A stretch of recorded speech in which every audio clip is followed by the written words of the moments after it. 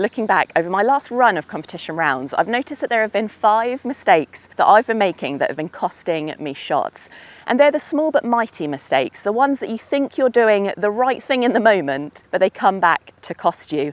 The first mistake that I've been making that's been costing me shots on the course is overcompensating for my miss. So on this tee shot, it's a prime example. We've got a dog leg round to the right, and I very often leak it to the right. So I'll find myself right on the corner of the dog leg. I won't have a shot to the green. I'll probably be chipping out sideways to save myself, and I'll be thinking, okay, although it's a par 4, chip out, try and make bogey at worst, which when you're trying to shoot a good score isn't ideal from the get-go. So I thought to myself, if I've been leaking out to the right, if that's been my consistent miss on this hole, I thought, do you know what? I'm gonna aim way left.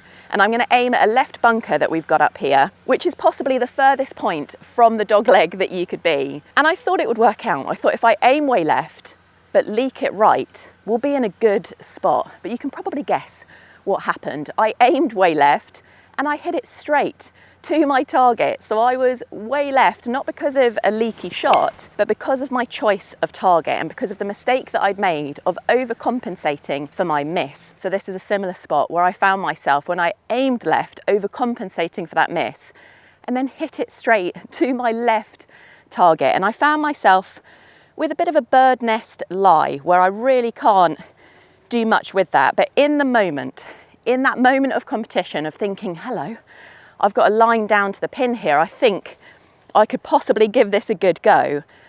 The mistake that I made that cost me shots was focusing more on the length that I had to go than the lie that I have at hand. And so in that moment, I'll be honest, I did try and welly an iron to this to try and get myself down there, possibly have a chance of getting on the green, and it didn't work. It didn't do me any favours trying to think more about the length than actually just play the lie that I've got, get myself back out on the fairway and put us in a good spot for the next shot.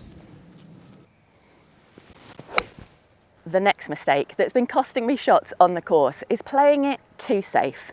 And I find I can fall into this trap, especially on approaches into the green. If I've already, say, chipped out sideways and this is my approach where I'm 1 behind where I would want to be, say on in 3 rather than 2 on a par 4, I find my mind can go really safe. And I think just get it on the green, hope for a 2-putt, make a bogey at worst and move on. And I think that thinking makes sense a lot of the time, but sometimes there are pins that we can go for. And instead of playing it too safe and just getting it on the green, but maybe giving ourselves a really long putt, I found that I want to be braver. I want to go for some pins when it makes sense to do so. The next mistake that's been costing me shots is thinking too much about my technique rather than my target when I'm on the course. So let's imagine that we've missed the green to here.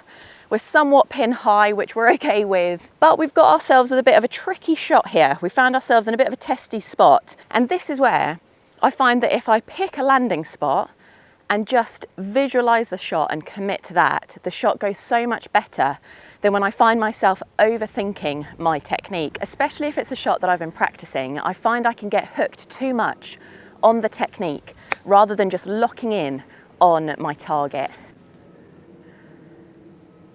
And although that might not have come off perfectly or even hit my target, my landing spot, I'm very happy with that. And I know it's gone better because I focus more on this part, on thinking about where I want to land it and building the feel, rather than fixating on the steps of my swing or that technique a little bit too much. And the last mistake that's been costing me shots on the course is when I set myself a specific score goal. So I found over time, and I've got better at this, of surrendering to the score. But if I say set myself a goal of breaking 80, shooting something in the 70s or shooting better than I did the last round, as soon as I have a specific target, so something in mind, and then a wonky hole happens, it throws me, and it throws me into a mode where I try and chase down those shots that I feel like I've lost, rather than just play the hole and shot that I've got at hand. And when I have done that, when I've just focused on one hole at a time, one shot at a time, as much as it can feel like a cliche, they've been my best scoring rounds. But when I fixate on a score that I'd love to shoot that day, and then I realise I'm not going to make it happen, it can throw me, and it doesn't need to. It's an added pressure that we're bringing onto our round that we don't need. And instead, by focusing on just one shot at a time, those are the rounds where I've played my best. It's got some movement, that one.